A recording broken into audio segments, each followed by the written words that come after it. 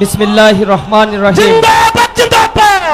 বাংলাদেশ জামাত ইসলামী নাটোর জেলা শাখার উদ্যোগে আয়োজিত আজকের এই সুবিশাল নির্বাচনী জনসমাবেশে উপস্থিত রয়েছেন মানবতার মুক্তির আন্দোলন বাংলাদেশ জামাত ইসলামীর সংগ্রামী আমির, বিশ্ব ইসলামী আন্দোলনের অন্যতম ব্যক্তিত্ব ডাক্তার শফিকুর রহমান, উপস্থিত অন্যান্য নেতৃবৃন্দ, আসসালামু আলাইকুম ওয়া রাহমাতুল্লাহি ওয়া বারাকাতুহু।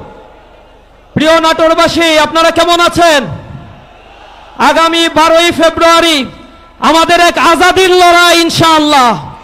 আধিপত্যবাদের বিরুদ্ধে, তাদের রক্তচক্ষুর বিরুদ্ধে নিজেদের জানান দেওয়ার লড়াই, দুর্নীতি, দুঃশাসন, দখলদারিত্বের বিরুদ্ধে জনতা যেভাবে জেগে উঠেছে, আগামী 12ই ফেব্রুয়ারি ইনশাআল্লাহ বাংলাদেশে এক নতুন ভোর আসবে।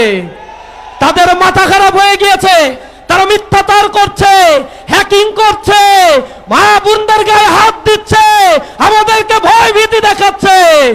আমরা বলতে চাই, উহারা প্রচার করুক হিংসা বিদ্বেষের নিন্দাবাদ, আমরা বলিব সাম্য শান্তি এক আল্লাহ জিন্দাবাদ। আমরা সাম্যের বাণী মানুষের কাছে পৌঁছে দিব। তবে কেউ যদি আমাদেরকে অন্যায়ভাবে আক্রমণ করে, আমরা দাবানলের মতো জ্বলে উঠবো ইনশাআল্লাহ।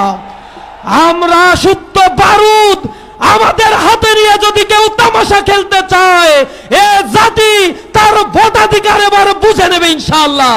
সকলকে আগামী 12ই ফেব্রুয়ারি সকাল থেকে সংঘবদ্ধ হয়ে ভোট দেওয়া এবং ভোট কেন্দ্র পাহারা দেওয়ার উদাত্ত আহ্বান জানিয়ে আমার কথা শেষ করছি।